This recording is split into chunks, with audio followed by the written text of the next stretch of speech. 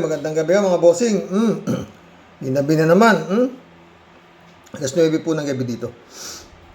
Marami ho tayong topic ngayon. Grabe, no? Ito palang Duterte virus na to talaga sa buong mundo yata meron eh. Puro mga bastos, no? Ito sila sa Canada Hi, Ma'am Claire! Ma'am Claire, kumusta? Pwede mong sabihan yung president natin? Fidel Castro is patuloy na here! imbestigahan ang Ayan, flood si Fidel control. Castro! Ang flood Ayan. control, ibalik ang pera. Urokot! Pinibili nyo na lahat ng mga congressman, mga senador, at ang mga justice system. Mahiyang kamay kayo! Gustong harapin ni Claire Castro eh. Inaawat lang siya nung lalaki. Gustong balikan eh.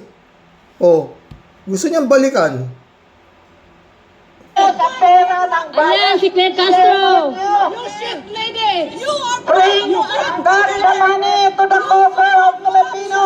Your face is ugly than what you are because you're a liar. You are a traitor. Singganana, ilumbaman ako, singganan po kagwapa sa inyo. Pero tani, ang kwarta sa Pilipino, ibalik nyo. Kaluoy ang mga Pilipino. Ginaubos na ninyo ang kwarta sa flood control. Please. Grabe, no? Ganun kababastos yan. Yan sila,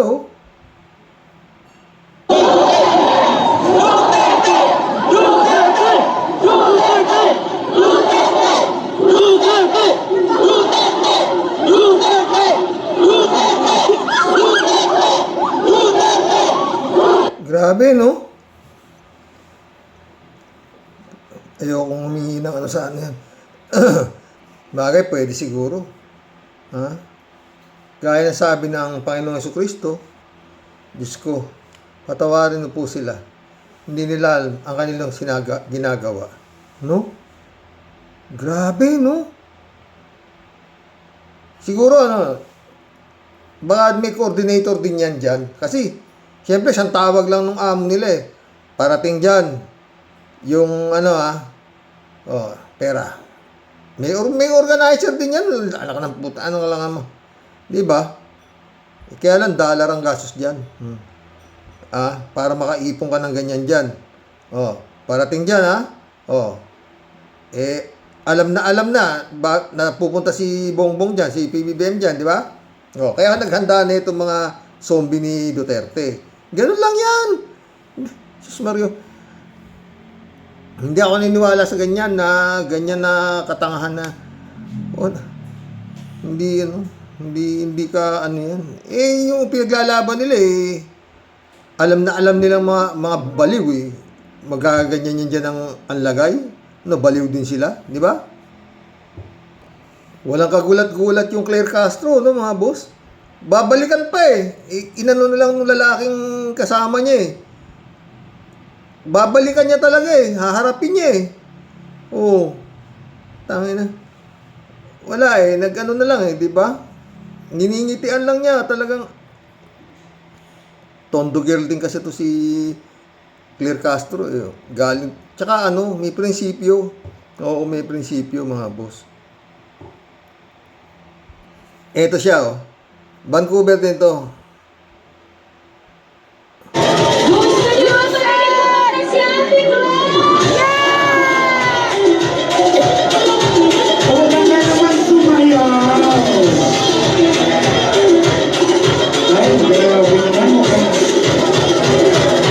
Ang ganda-ganda mo pala talaga sa personal ng ating Yusek Claire Castro. Ang napakagalit. Magaling din yan kumanta. Gusto niyo sa si Ate Claire! Sana tumakbo na to presidente diretso Section yan lang patakbuhin mo. Baka yan na hulog ng langit sa Pilipinas. Kasi ni sa panaginip, di niya nga akalaing maaabot niya itong Naabot niya na Yusek Claire Castro. Oh. At hindi siya nag-apply dyan. Siya nilapitan. Di ba? Malay mo. Section C. Baka pwedeng dyan ka na bumuhos pagka presidente. Kilalang kilala na si Auntie Claire sa buong mundo eh. O, di ba? Ang ayaw lang dito, yung mga zombie. Di ba? Halo-halo traffic natin. Ito si Tonying Taberna. Tandaan po ninyo, nung panahon ni dating Pangulong Rodrigo Duterte, may mga pinangalanan siyang mga tao tungkol po dito sa corruption. Pero meron pa siyang naipakulong na corrupt noon nung panahon niya. Tandaan po ninyo. Bita reaction kay Tonying. Wala siyang naipakulong. Marami siyang corrupt na sinalba. O, kagaya sa Parmali. Nag-iimbestiga si Dick Gordon. Baka na mga Katonying. Nag-iimbestiga siya sa korupsyon. Anong ginawa ni Duterte? Sinalo niya. Inaway niya yung nag-iimbestiga sa korupsyon. Sila Dick Gordon. Di ba? Yan yung Duterte. Iglesia ni Cristo rin pala ito. Si Tonying. Oo. Tumiwalag ka na. Ito pa, iglesia din yata ito eh. Si Gladys Reyes. Mensahe ni Gladys Reyes para sa mga organisa ng rally, ha? Tapos magpaparally kayo. Tapos yung mga mahihirap na kapatid, mga nakatent, habang may mga kasamang mga bata, sa ilalim ng araw for 3 days. Tapos kayong matataas sa iglesia, mga nasa loob ng hotel, 5-star hotel at naka-aircon. Yung mga malalayong kapatid, mga wala nang makain at nagtitiis sa initan. Ano yan? Ano yan parusa sa amin dahil sumunod kami sa utos nyo na yan ng iboto? Sumunod na kami, pinahirapan pa kami. Mabuti pa wag maniwala sa inyo kung mali lang din pala pipiliin nyo, no? Tagal na. Tapos magpaparally kayo. Dapat matagal na kayong nagsisitiwalag dyan. Ewan ko, anong pinakain sa inyo yan? Hindi raw sila sumasamba sa Ribulto. O doon sila sa People Power Monument. Ay nako, ewan. Puro sila yan ang ano nila eh. Wag daw sumasamba sa Ribulto. Hindi naman Ribulto, imahe nga yan. Paulit-ulit, ang hirap kausap. Hindi yan ang sinasamba. Kumbaga, retrato lang yan. Retrato na mahal na Jesus, Nazareno, si Jesus, sa San Pedro, puro mga imahe yan. Hindi naman kagaya yung sinasabi ng panahon ng mga parao. Ang sinasamba nga Ribulto, katawan tao, ulo ibon. Yun ang mga sinasamba nung panahon na yun. Ngayon iba. Imahe ni San Roque. Imahe ng... Ganun yun eh. Retrato lang. Hindi yan ang sinasamba. Ano ba? Tangina, ang hirap yung paliwanagan. Pag lumapit sa mga sinasabi ninyong kahoy, kasi nga hindi naman yan ang hirap magpaliwanag, no, mga friend. Lahat, gaya ng mga deboto ng Malapon Nazareno, deboto ng Santo Niño, mga ano na yan, may mga nakakuha huyang kahilingan na natupad. Pero hindi huyan ang... Siya pa rin. Ano nga eh. Ay, apo. Ewan. Eto si Kimo. Nanumbat pa ang gago. Parang utang na loob pa ng Pilipino. Sa kanya, ang pagiging senador niya, kundi ba Dahil ako, ang sarap na ng buhay ko, ang ganda ng asawa ko, bata yung asawa ko.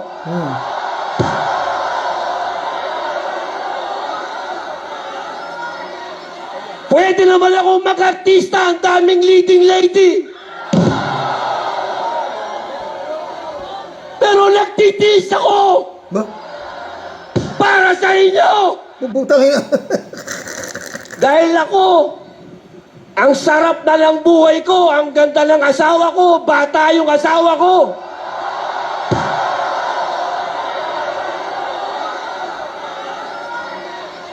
Pwede naman ako mag-artista, ang daming leading lady. Pero nagtitiis ako para sa inyo. Malala na. Tangina mo. Ikaw pa nagtitiis yung lagay na yan, putang ina ka. Kimo. Pero lapit na mo ito mga kuyo. Yung obstruction of justice na ipakakaso nga rito. Wala na, hindi na rito, mga ilang panahon lang din to. Hanggang 2028 pa ba ito pagtitiisan to o baka matanggal na rin to eh. Pagka nadiinan ng todo kasi napakagarapal naman nung ginawa nilang pagtakas kay Bato, di ba? Ewan ko. Kimo. Mantawin mo, ito pinagpuyatan ng mga iglesia ni Cristo. Ha? Salamat mga kapatid. Akala ko baby ama eh. Baby ama! Baby ama! Salamat mga tol. Baka ikakulong-kuli yan. Salamat. Wala na. Tangina yan. Magja-judge yan. Magsusot ng robe yan. Lord. Ano ba nangyari sa Pilipinas? Si Jose na-interview doon sa nangyari na pambabasto sa kanya. Tingnan mo sumagot Pinis na pinis eh. Ano ho yung nangyari kanina na sa ngayon nagva-viral itong video ninyo dito sa Vancouver? Actually, gumagawa sana kami ng reels para dito sa event na kung saan bumisita ang ating Pangulo sa Canada. So gumagawa kami ng reels, tapos may lumapit sa amin na Pilipino. So ngumiti ako, tinanong niya ako si Lucy Claire, sabi ko, yes. At doon, sinasabi niya na, sumigaw na siya, you ask your president to resign. So kinuyog na kami. Samantalang, kung tutusin, kami nagtatrabaho. Hindi kami nagbabakasyon dito. We're just doing our job, pero nahinto yun. Hindi na kami nakapagtapos ng aming pag-shoot ng reels dahil nga may mga Pilipino ganito yung ugali. Pero hindi ko alam kung saan sila grupo, pero yung naratibo nila, yung tipo BBM resign. Yung naratibo nila ay maleta.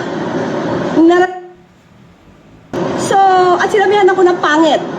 Sabi at sinungaling. So, nung sinabi nilang pangit daw ako, feeling ko sila yung sinungaling. So, may mga ganyan tao. May freedom of expression tayo, pero hindi naman kailangan maging bastos. Pilipino kayo, hindi naman ganyan ang ugali ng mga Pilipino eh. How did you feel about that, Yusek? Did you feel threatened? Mula nung nabago na ugali ng Pilipino, nung dumating na yung si Duterteng demonyo, na yun nga, gusto niyang mangyari, di ba, Tony Claire, na sasama niya yung mga naniniwala sa kanya sa impyerno at magmamarcha sila papunta sa trono ni Satanas at sasampalin niya. Okay, mag-alala, sabi niya. Doon tayo sa impyerno lahat. Ayan, mga demonyo yan, mga maiingay na yan. Di ba? Bring him home pa raw, sabi nila kay ay, naku, puta. Ano ba nangyayari, Lord? At any point? At that time, dalawa lang kasi kami ni Director Robert Sol. Kasi nga siya yung kumukuha. Dalawa lang sila eh. Pero nung talagang lang ni yung director pa rin kasama niya lalaki, no? Ang late pa. Talagang haharapin ni Claire Castro eh. Tinitignan ko eh. Hindi obra yung ganun nila kay Claire Castro. Hindi yung klase ninyong aatlasan. Yung mga Duterte, hindi natalasan. Yan pang mga nagtatrabaho na sa Canada. Ako, malayo kayo Sa akin, siya yung kumaga, sa kanya hawak yung camera. So, threatened. Siguro in a way, kasi dalawa lang kami. Hindi ko alam kung mananakit sila or what. Kasi parang, siguro yung grupo naman nila, parang, kung sino man yung idolo nila, parang sanay sa bayolente. Yung pagiging bayolente. So, syempre hindi namin alam. Buti na lang, thank God, na pagtawid kasi namin, hindi namin alam na may mga police officers. So, pagtawid namin, so, kinausap na namin sila kasi sumusunod sila eh. Diba? So, pero, kung ganyan talaga magiging ugali ng Pilipino, hindi kayo uunlad. So, kawawa. Wawa kayo, sabi niya.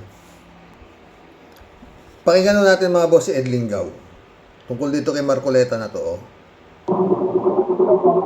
Mainit po yung pagtatalo kung ano ba talaga yung 75 billion pesos na donasyon kay Senador Dante Marcoleta noong taong 2025. Ito po ba'y campaign donation na pinapayagan ng batas or plunder na hindi? Ang ugat ng problema ay ito. Malaking halaga na binigay ng grupo ni Mike Defensor kay Marcoleta noong Enero 2025 na pinagsama-sama mo, ang total ay 75 million pesos. Hindi po ito dineklara ni Marcoleta sa kanyang Statement of Contributions and Expenses matapos po ang midterm elections. Kaya inimbisigan siya ng COMELEC. At itong Marso, binawalang sala siya ng COMELEC. Tinanggap ng COMELEC ang mga argumento ni Marcoleta.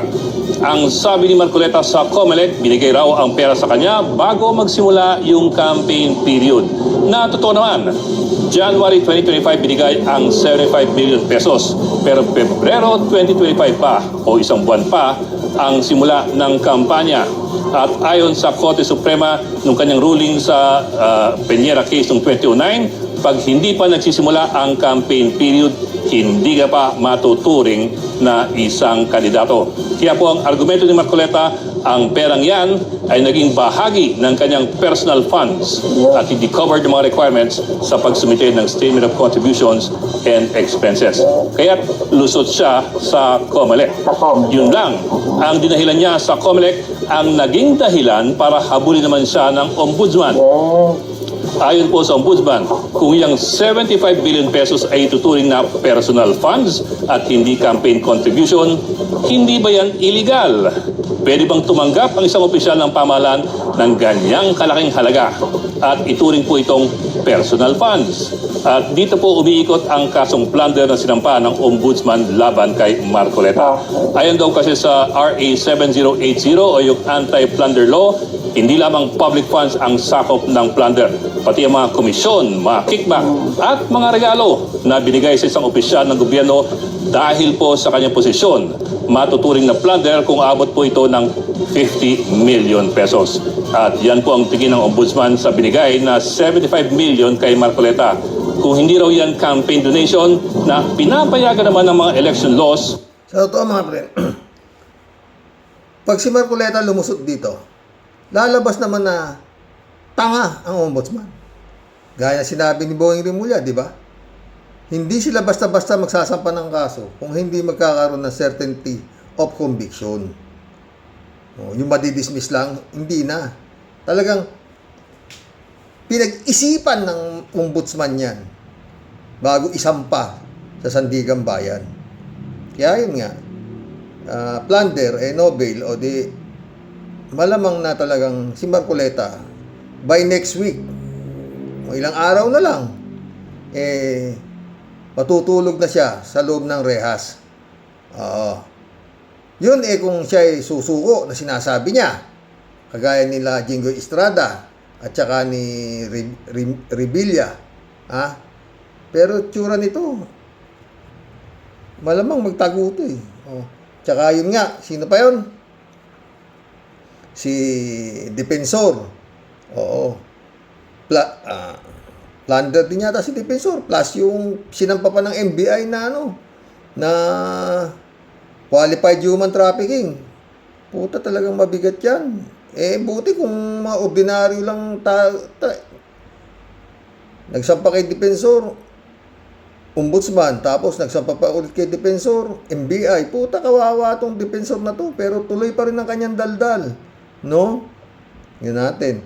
Ang problema rito mga friend, ito ang mga amo ng 18 Marines Itong dalawa na to.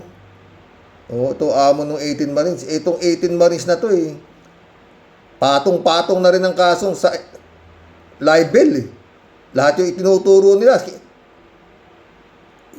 Bumabalik sa kanila yung turo nila dahil pinatatawag naman sila sa Blue Ribbon Committee. Ayaw naman nila pumunta. Ang gusto nila pumuntahan yung Blue Ribbon Committee nito si Cayetano. Tsaka nito di ba, dati pumunta na sila sa Senado. Sa halip na pumunta na sila doon sa Senado doon sila nag-meeting, kikimo. Di ba? Naku. Tuloy. Edlinggaw. Galing ho to Edlinggaw, tsaka sila Barry Gutierrez. Ang gagaling ho to. Ito mga dapat nagiging politiko Yan po ay napakalaking regalong pera na binigay ng mga pribadong individual sa isang public official. Dagdag pa dyan, Sino naman kasing gago maniniwala dyan na bigay yan? 75 million? Putang, tarantaduan yan. Sinong na walang hinaantay na kapalit? Gunggong. ang mga ebidensyang hinahain ng ombudsman ay galing kay Marcoleta mismo. Sa isa pong interview sa Net25 noong November 2025, inamin ni Marcoleta na tumanggap siya ng pera sa mga taong nakiusap na hindi na niya pangalanan. Kalaunan, inamin niya sa COMELEC na ito po ang grupo ni Mike Defensor. Pero hindi lamang po yun. Sa interview na yan, inulit-ulit pa ni Marcoleta ang sinabi sa kanya ng grupo ni Defensor na ang kontribusyon na yan ay utang na loob na ni Marcoleta sa kanila. Hindi na raw niya kailangang bayaran o isoli yung pera dahil utang na loob na ito. Dagdag konteksto lamang, ang pinakapamosong plunder conviction ay umikot din sa pondong hindi po galing sa kaban ng bayan, kundi galing sa mga pribadong tao. Ito po yung plunder case laban kay dating Pangulong Estrada matapos siyang mapatalsik sa pwesto. Ang kanyang plunder case tungkol sa higit kalahating bilyong pisong protection money galing sa mga huweteng operators at Nakumbik si Estrada ron, plunder. Di ba? Kaya lang, pinalaya eh. Oh. Ang problema, no? Bakit kayang palayain ng isang presidente ang mga ganyang convicted? Pwedeng bigyan ng pardon. Yan dapat na mawala eh. No? Kasi para saan pa yung pinaghirapan ng putang ina ilang taon na nilitis-litis yung kalasalanan na yan. Biglang eto kayon, uupo yung presidente. Como kilala yung plunderer eh. Sasabihin ng presidente, palayain niya, bigyan kayo ng pardon. Putang ina, anong klaseng batas yan? Sakit sa ulo no mga boss. Nakatakbong mayor pa si ano eh. Si Erap eh, nanalo pa sa Maynila eh. Oh. Kalaban to si Alfredo Lim, di ba? halos 200 million na kickback sa pagbili ng shares ng Bell Corporation. Lahat po ito mga pera galing sa pribadong sektor, hindi po galing sa kaban ng bayan. At noong taong 2007, hinatulan siyang guilty ng Sandigan Bayan sa salang plunder. Oh, Sandigan Bayan din, hinatulan pa siya ng guilty. Di ba? Pero pagdating na si palaya dyan, si Gloria rin yata nagpalaya dyan eh, bigyan ng pardon. Guilty tapos binigyan ng pardon, nakatakbong mayor, nanalo sa Maynila. Ano ba yan? Nagrereklamo si Alfredo Lim noon dahil nga bakit pwedeng tumakbo pa yan? Plunderer nga raw, yung sabi nito si Alfredo Lim. Si Alfredo Lim, na kung natandaan niya, yan ang dirty Harry ng Maynila. Oo, galit din daw siya sa droga, ganun. Mana-mana mo, putay, anak niya nahuli. Entrapment operation. Puser pala. Bisit. Sabi naman, hindi ako makikialam dyan. Tama, hindi siya nakialam. Lapay sa linggo, layan eh. Basta yun lang ito, mga boss. No? Pag itong dalawa na ito, si Marcoleta at saka ito si Defensor, nakalusot dito sa kasong sinampa sa kanila ng direktor ng NBI na si Matibag at ng ombudsman na si Rimulya,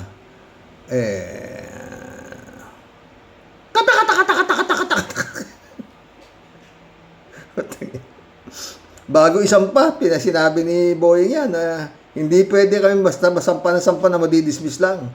Kailangan talaga ng malaking tsansa na certitude. Saka yun nga si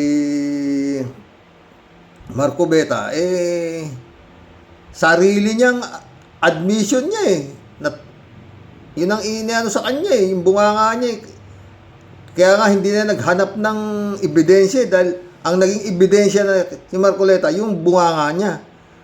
Di ba? Ito naman si Defensor.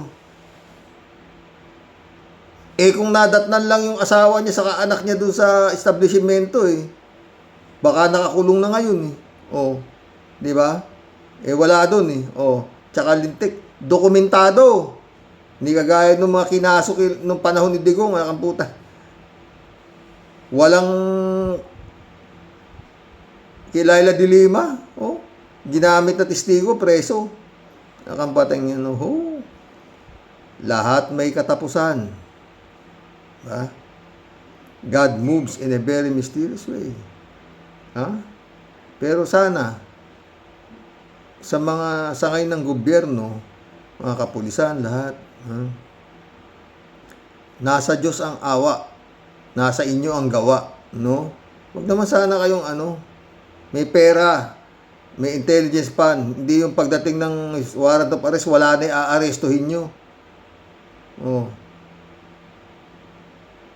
Alam nyo naman na babagsak ang warrant of arrest. Di ba? Kaya si Bantag hanggang ngayon, di pa nauuli. Oh. Malapit na matapos yung termino ni PBBM. Hanggang ngayon, wala pa nahuhuling Bantag. Oh. Nadagdagan pa ng Atong Ang, nadagdagan pa ng si Kalbo na lang ng putang ina, nasa kamay nyo na. Tanginang yan. Nakawala pa. Ano ba yan?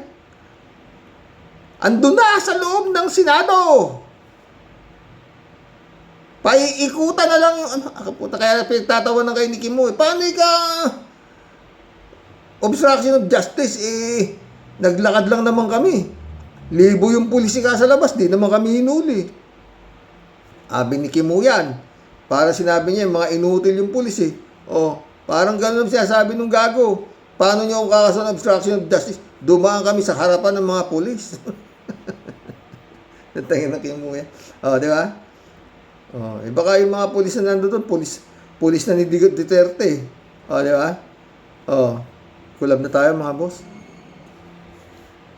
The brother of the Bigo, shout out. Blessed morning, karaoke. And to all warriors, dapat lang para matuluyan na yung Marcoleta, Marcobeta, abogado siya, di dapat sa korte siya dapat sa korte, hindi sa kalye. Buti nga sa'yo. Ikaw naman, Miss Ritoke, ang ilong, manalamin ka muna, at kausapin mo yung nasa salamin. Ano kung sino ang nag-abuso, kayong pamilya Dutae ang gumawa ng abuso. Miss Ritoke ang ilong, ha? David Allen Mendoza, shout out. Good evening po, Karoks. Dapat po talagang kasuhan sina Marcobeta at Diferensya at dalawa pang akusado kasi po lalabas na takot si Ombudsman sa INC, Iglesia, INM, Iglesia ni Marcobeta, INC. David Allen Mendoza ulit ito. Dapat po kasi ay bayad lang ang penalty si Marcobeta, kaso ayaw niya, kaya palusot siya ay hindi campaign money yun kundi donasyon, kasi di pa naman campaign period nang ibinigay yung pera, kaso pasok naman sa indirect bribery, napasok naman ang halaga sa plunder case. Bopol din talaga itong si matandang Marcobeta, kaya magtataka pa tayo kung saan nagmana yung anak niya na kongresista naman. Oh. Puro strike yung mga si anak niya, Mary Lebron, shout out.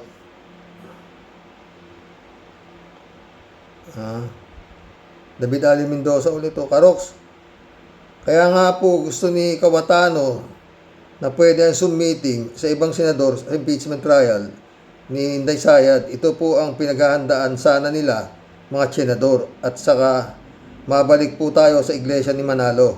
Sana naman ay maisip nila, huwag sunod-sunuran sa mga ministro nila. Mag-isip din sila paminsan-minsan. Silang walang kita dahil walang trabaho ang karamihan sa kanila. Tapos, ang ipinaglalaban nila ay tumanggap ng 75 million. Tapos, ang ipinakakain kanila ay lugaw at may itlog. At saka, ang sabi ay binigyan daw ng 125 pesos. Yun lang ba ang halaga? Yun nga lang eh. Ha? Yun lang ba ang halaga ng pagkatao ninyo? Pang karinderya lang ang pagkain na mabibili mo sa halagang yun. Tapos pagod pa kayo at basa pa sa ulan. Yun nga. Kawawa, ano? Perciba Ulip, shout out. Si Marcolecta, umamin na, di ba? O, yun nga, inamin na nga. Kaya nga wala nang wala nang halos pagdidibatihan eh. Oo eh. Parang si Digong din. Ano ba pagtatagal lang maski si Sayad. Anong dyan sa impeachment na yan? Pangalawang beses na impeach yan tapos ang puta. Ay nako. Ewan. Basta paulit-ulit pag yan si Sayad nakatakbo, inutil itong administrasyon na to ni PBBM. Yun lang yung wala na iba. Bernardo Proles Senior, good day po, Xerox. Pa-shout out po, thanks, God bless. Shout out Bernardo Proles Senior.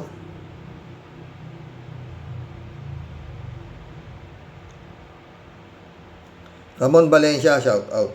Bossing, kung magtatago yung mga may kaso, malamang mag-reunion sila sa tuktok ng INC. Napanood ko lang sariling mga utak ni isang vlogger pwedeng mangyari, kaya sigurado hindi makita si Bantag, Atong Ang at si Bato. Tuktok ng INC. Ay nako, ewan. Nangyayari dito. Si Bato lang andyan na, putang na, hawak na nila, nakawala pa. Anong klase? David Ali Mendoza. Yan. Dapat pong gayahin ng mga taga-INC si General Torre. Kaya si Hodang itiwalag niyo ako basta alam ko na sa tama ang ginagawa ko. Yun nga, si Kapersi nga, di niyo pinaglaban ng pinatay ito nang dahil sa paglaban sa mga tiwali sa gobyerno natin. Tapos ngayon, yung tumanggap na suhol, ayaw ninyong makulong. Siguro nga po ay gumagalaw na ang kamay ng ating Diyos para magising na ang ating mga kababayan na miyembro ng INC. Ewan ko sa mga yan, ang putang ina. Anong napapala nila dyan sa INC na yan? Sus Mario Joseph. Sabi nung isang kakilala ko dyan, lintik daw ang abulo yan dyan, sa totoo lang. Tsaka yan dyan, pag absent ka, ina-announce ka pa raw eh. Oo. Pupuntahan ka mismo sa bahay, pag nag-a-absent ka, tatanungin bakit, masyado silang nakaganon sa mga miyembro nila. Oo. Mantakin mo, ewan ko, anong klaseng yan. Pero sa akin, hindi ko yan, kulto o sindikato, dalawa yan. Ayan, tingnan mo, nagagamit sila, kawawa. Ramon Valencia, bossing, malaking kawalan sa INC kung makakulong si Marcolecta. Kasi, may malaking kontribusyon yan at mga empleyado niya. Malaki ang sahod nila. Ang alam ko, meron silang binibigay na porsyento simbahan nila. Lahat ng miyembro ay kailangan magbigay kahit na nasa maliit ang sahod o kinikita ay kailangan magbigay. Yun nga ang sabi, 10% daw yata, di ba? Pastor Geoffrey, shout out. Marco Beta, walang rally kay Remulla. Dapat patay na yan siya sa sakit. Pinabalik lang sa lupa ng Diyos para ikulong lahat ng magnanakaw sa gobyerno. Pastor ulit to. Boss Rox, bawal ang piluka sa kulungan. Bulbul ni Dagol ang itatapal sa ulo ni Marco Beta. Tawa-tawa si Pastor Geoffrey. Marianeri Lukban, shout out. Sir, may niluluto daw pong impeach si Boying Remulla. Wala yan. Mary ulit to. Maria Neri Lukban. Dapat bantayan na mga yan, di ba? Sa AJ, shout out. Karox, amoy tae na ang EDSA. Kaya canceled na ang permit. Di ba? Rodelia Alpilor, shout out. Hello po, Sir Rox. Ang dami pong ganap talaga, lalo't ngayon, nalalapit na ang paglilitis kay Inday Lustay. Ingat Sir Rox and God bless you po. God bless Rodelia Alpilor. Whiskey, shout out ha. Dapat lang ka Rox, dahil pati si sponsor din ni Cubeta, kaya senador yan. Lahat ng senador dapat wala na sa Senado. Kausapin mo si Whiskey, si Garcia. Apolinar Tolentino, shout out. Good evening and God bless you and your family, Karox. God bless you and your family too, Apolinar Tolentino. Eloquent na tao si Marcoleta. Pero sa talumpati niya, di niya alam na inaamin na niya ang paglabag sa batas na amounting to self-incriminating evidence. Kaya nga hindi niya alam na kala niya matalino siya kung umasta di ba? May mga taong ganun. Hindi nila alam na bobo pala sila. Ha? Shirley Jaser, shout out. Buti nga Marcoleta na yan. Sobrang yabang kasi. Dumarating na rin ang karma sa kanya. Hirap yan. Taon yan. Apolinar Tolentino ulit. Hindi ko alam kung anong klaseng abogado si Marcoleta para magkamali at ipitin niya ang sarili niya sa kadaldalan niya. Yun na nangyari yan di ba? Chipisa Bunao, good morning po kuya sa mga ka-warriors. Anong sabi ni Kitty? Nakakahulog ka naman sa upuan sa mga sinabi. Kaya nga, nakakahulog sa upuan, di ba? Kung anong pagsasabi, mga baliw talaga mga baliw sila. Hindi sila normal. Elizabeth Iscare, good morning Sir Rox. Buti naman at kinasuhan na ito si Marcoleta. Sumobrang epal, ginamit pa ang INC. Akala niya, di siya makakasuhan sa pag-amin niya sa tumanggap siya ng 75 million na di naman niya idineklara. Buti na nga sa kanya, sumobra yabang ng mga ito. Sana nga, makakasuhan na din si Cayetano at Robin. Pag hindi nakasuhan yan, ano ng putang ewan ko na. Chupista Bunao ulit Si General Torre, di siya ang magdadala ng bagahe. Ang magdadala ng bagahe niyan, siyempre, ang iglesia ni Manalo. Di ba? Chupista Bunao ulit Tawa-tawa si Marcoleta, handang magpakulong. Wala siyang isang salita. Yung dalawang K nga hanggang ngayon. Hanggang ngayon nga, di pa natutupad. Magpakulong pa. Kaya, sige nga yan. Man lang ang tuparin mo. Wala yan. Dapat yan. Pinopostihan na yan. Oras na. Chupista Bunao ulit Ano, Mike Diferensya? Mana nga pa mo kay Mike Diferensya? Mana nga pa more kay Attorney Matibag. Ngayon sana nga Himas Reyes ka nga. Himas Reyes yan. Silang mag-asawa. Chupista Bunao ulit Kuya, anong nangyari kay Isko? DDS pa rin pala talaga ngayon? Hindi. Ano si Isko yan, ganyan lang yan.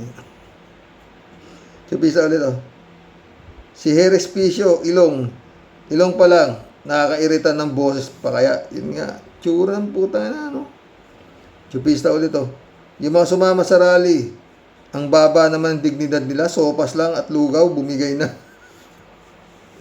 Hindi, may tinapay. Tsaka mineral water. Ano ka ba? PJ Show ulit Sir Rox, sinasabi ng mga DDS, bakit ang dali naman na minadali ang kaso ni Marcoleta? Simple lang naman ang sagot dyan. Hindi na nahirapan maghanap ng ebidensya ang batas dahil si Marcoleta mismo ang nag-provide ng first-hand evidence. Yun nga, parang si Sayad, di ba? Ewan ko kung ano pa,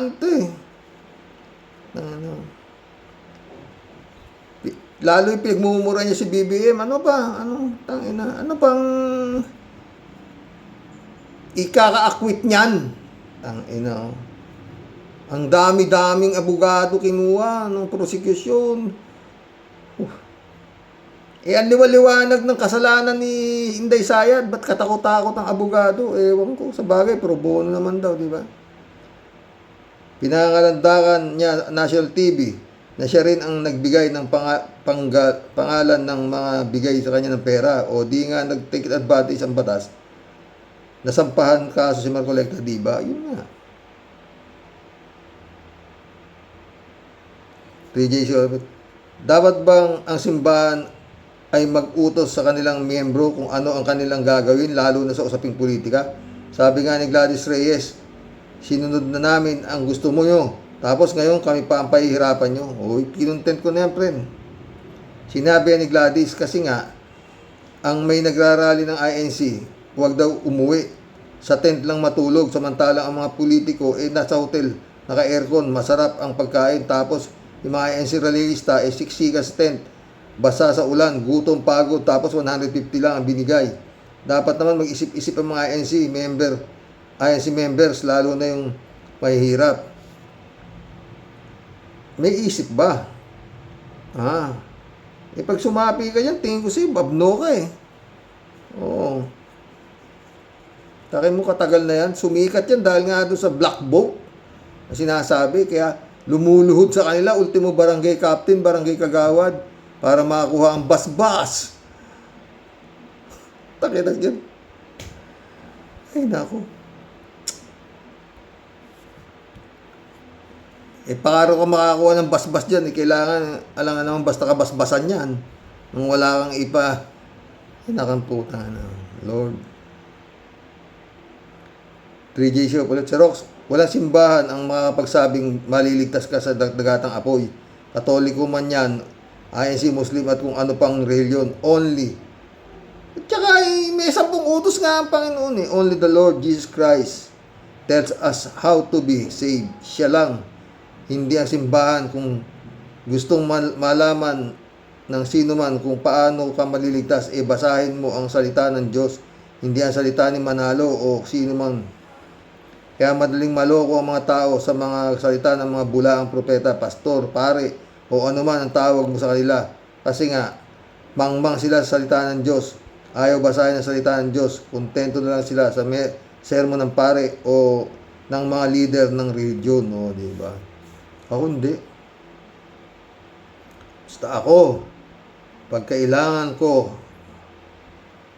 diretso na. Pero hindi ako hinihingi ng hingin dyan, 3 days. So, malibay talagang hindi ko na kaya. Doon na. Boss, hindi ko po kaya to. O, yun lang. Ito nga niya ako nilagay. Kasi, alam niya eh. Ngayon na, ito mo, mapasyal ako na tao eh. Oo. Kaya niya ako nilagay dito. Sa maniwala kahit sa hindi, mga boss. Siya. Hindi nga ako marunong nito eh. Paulit-ulit. Tinuruan lang ako ng anak ko rito. Na ang cellphone ko yung Nokia. Tawag lang sa ka-text eh. Magkano presyo?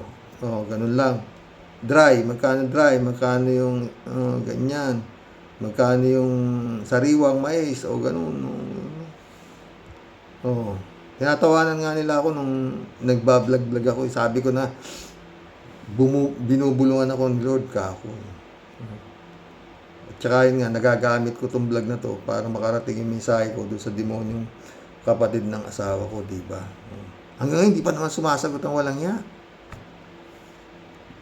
3J Show pala to. Si Rox, sabi ni Kimo, meron bang tumatakas na naglalakad at may mga pulis pang kasabay? Ang sagot, oo, meron, ikaw at si Bato. Hindi ko mo di sila tumatakbo di na tumatakas. Bakit pag tumatakbo ba ang isang tao, tumatakas na? Malay mo, late na sa trabaho sa school.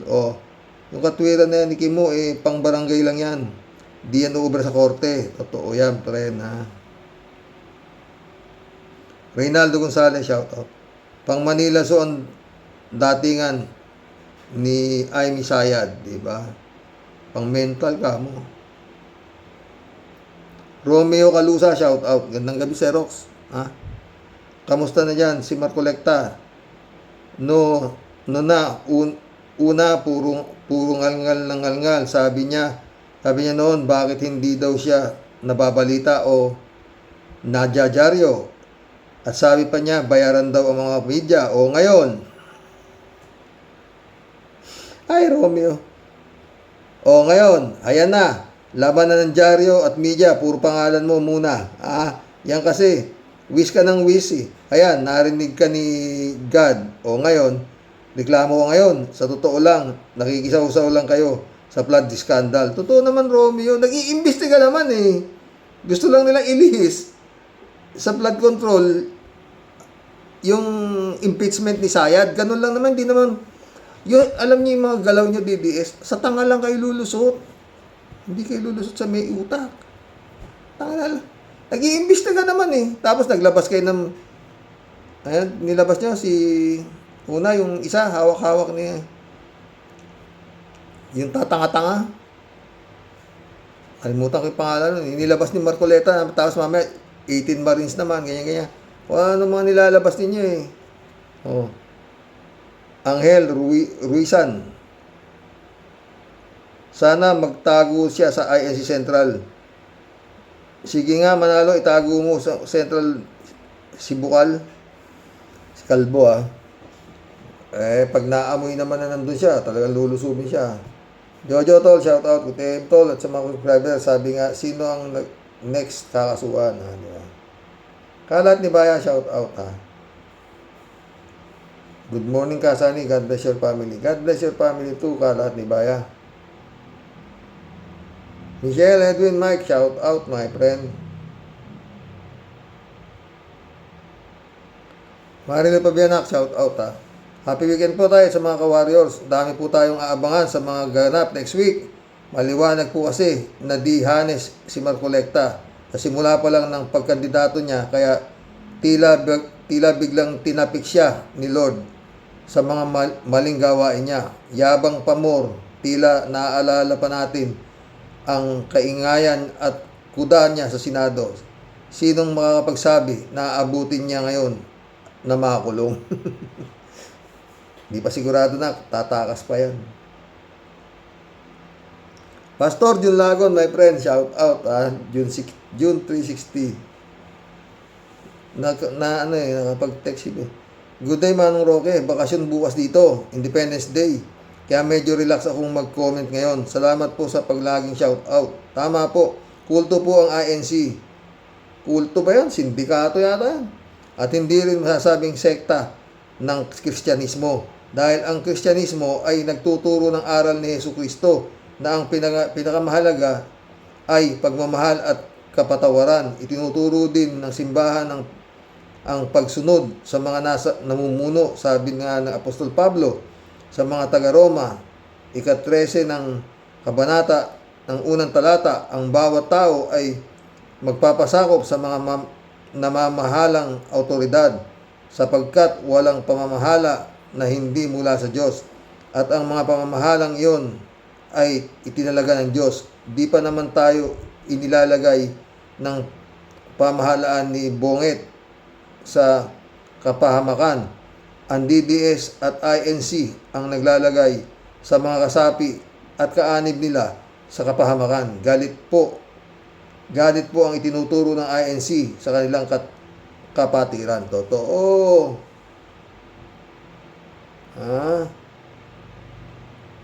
June 360 ulit Kung EDSA 1 ang pinag-uusapan, lagi pong naka-highlight ang sikat ang simbahang Katoliko. Parang nabaliwala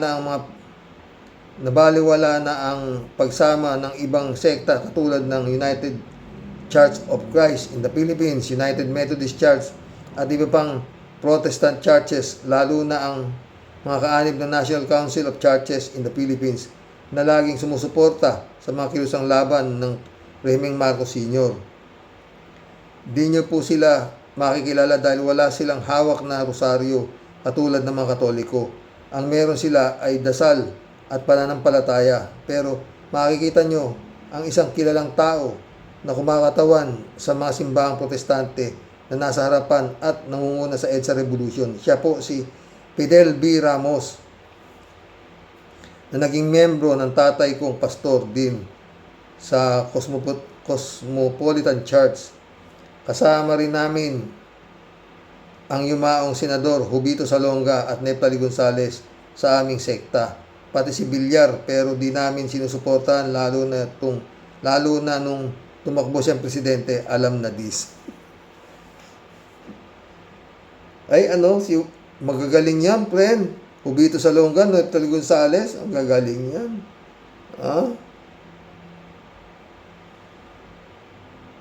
Friend, Shermin Sapeda, shout out. July 7, Alcantara. Christiansen, Analisa Opelinar, shout out sa inyo mga friend, Sabi Tia Delio. O Eserox, hindi po pala nagtagumpay ang Topak Chronicles. Ano daw po sabi? We are one, but now they are gone. Tawan-tawa Tia Delio. Hane po talaga ang pagkabukbuk ng mga utak na alam mo, Boy P. Luca, sumuko ka na lang kasi yan na kasi ang napala ng mga taong sobrang sagad ang kayabangan at katangahan hanggang sa lalamunan. Dati lagi kang bida, lalo na doon sa pagsibak sa ABS-CBN, di ba? Alam mo, Boy Ungas, ang buhay sadyang weather lang, di ba?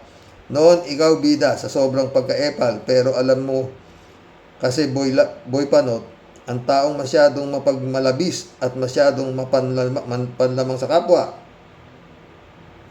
at sobrang itim ng budi, malayo ang biyayang wagas mula kay Lord. It's payback time. It's payback time lang, Boy Angas, okay? Siguradong maraming magdiriwang at tuwang-tuwa sa galak na makita ka sa 4 na sulok ng kadiliman ng buhay.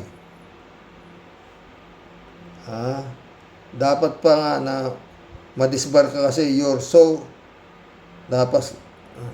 madisbar ka kasi you are such a disgrace sa samahan ng mga matitinong abogado.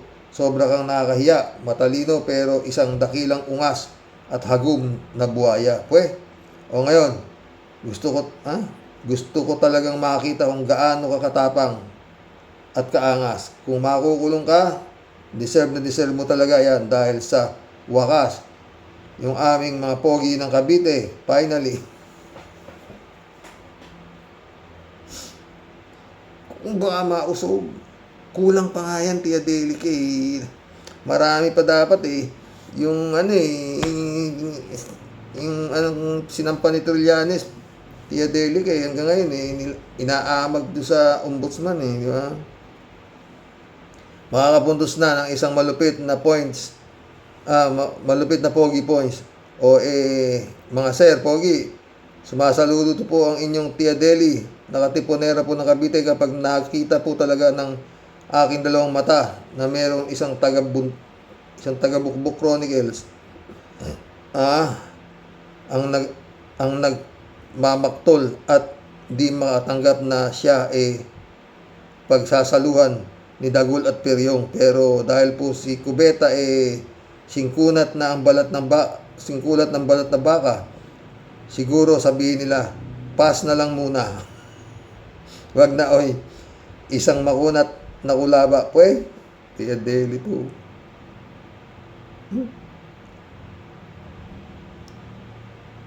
Eddie Luna, my friend, shout out Hi, hello Karox, magandang gabi o araw man dyan sa inyo. Karox, si BBM natuloy nang pumunta sa Canada at napanood ko na marami pala din doon na mga DDS na tanga na mga bastos pa. May isang babaeng DDS galit kay PBBM dahil kumain yata sa Jollibee at ngayon sabi ng babaeng DDS i-boycott ang Jollibee sa Pilipinas. Hindi alam ng DDS na yun na ang Jollibee, ang original ay Pilipinas. Kaya pinopromote din ni BBM ang negosyong Pilipino. Malinis, masarap, at masisipag ang Pilipino. At isa pa Karox, minura si Atty. Claire dun pag napanood mo. Karox, mamumura mo mamura mo din yung babae na yun. Salamat, Karox. Baliw yung mga yan eh. Oh, tangina. Eddie Luna ulit oh. O nga, Karox, totoo sinasabi mo na vlog mo. Ngayon, masarap buhay nila. Pag hindi ka nakakulong, kung makakain na masarap, isang sutsut mo lang, lapit agad katulong, tanong. Agad sa'yo, ano sir, ano ma'am, sasakay ng magandang sasakyan, masarap ang gano. Masarap nga, ganoon, Karox. Kaya lang, pag makukulong ka na, ang isang mapait doon at kahiya-hiya, yung kukunan ka ng mugshot, kaya lang, ipapatanggal ang piluka. Kailangan lumabas ang anyo mo na totoo. Sa mugshot, pag tinanggal ng pulis ang piluka, sigurado sasabihin ng mga tao, hudas ka, Marcoleta, talagang manlililang ka pala. Akala namin totoong buhok mo, walang hiya. Walang hiya ka, pati naman buhok. Niloko mo na kami. Tingnan mo ngayon ang ulo mo sa picture, parang bolang kristal na pininturahan ng barnis. Ano kaya palagay mo, Karox? Ipapaalis nga kaya niya ang piluka niya, Marcoleta? Sa mugshot, mabuhay ka, Karox. Hindi pwedeng hindi niya alisin yun eh. Yun ang usapan kanina nila, ano eh. Ito? Yun ang usapan kanina na Ronald Llamas eh. Tsaka si Kristan eh. Talagang ipapaalis pala yun. Yung piluka niya. Tapos ka ngayon, Marcobeta ka. Eddie Luna ulit. Karox, ako'y parang may naiisip na sana hindi mangyari. Itong kampo ng mga Duterte, palagi ko hindi titigil ang mga ito. Ma-impeachment o ma-acquit si Sayad. Parang magkakagulo, alam na ng matandang Duterte yan. Magkakagulo hindi lang sa hindi sila mabalik sa power. Ang kanilang pinaghahandaan ay kung dumating na ang araw na mabisto ang ninakaw nilang trilyon. Yan ang isang pinaghahandaan nila. Kaya naghanda sila ng maraming armas. Inihahanda nila siguro yan. Kasi pag natalo si Sayad, magkakagulo dahil higit sa populasyon ng Pilipinas ay hindi papayag maging presidente si Sayad.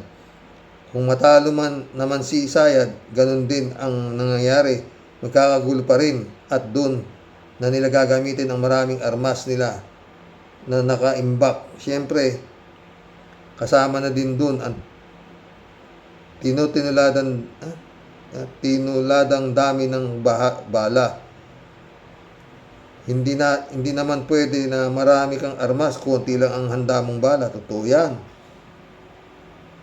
Sa totoo lang, yung mga Duterte yan, ang malaking sindikato sa Pilipinas. Kaya nga, kasama ang mga masasamang tao na incheck ng mga bilyonaryo din, yan ang magpopondo sa eleksyon. Kaya pag binuhusan nila ang malaking halaga ang eleksyon at natalo pa rin si Sayad, palagay mo, Karox, papayag sila ng ganun-ganun lang? Palagay ko hindi. Sana mali ako. Gaya na sinasabi mo lagi, sana mali tayo. Tanong ko, aanhin ang maraming armas na nakaimbak sa kanila. Hanggang ngayon, wala tayong balita kung naisurrender na lahat ang armas nila. Nagtatanong lang, Karox, at may kaba para sa bansang Pilipinas. Totoo sinasabi mo, friend. Ba't hanggang ngayon di pa kinukumpis ko yung mga ewan ko? Dolor Garcia, Pranami Bingson, Emans Kalonak, shout out. Mission accomplished, mga boss. Kinabi alas 10 na, mga boss. God bless. Ilang araw na lang. Pero sana mali ako. Sobrang dami ng siguradong convicted eh.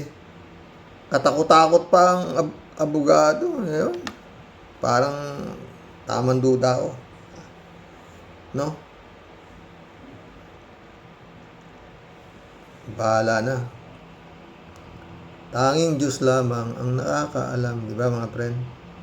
Good night. God bless.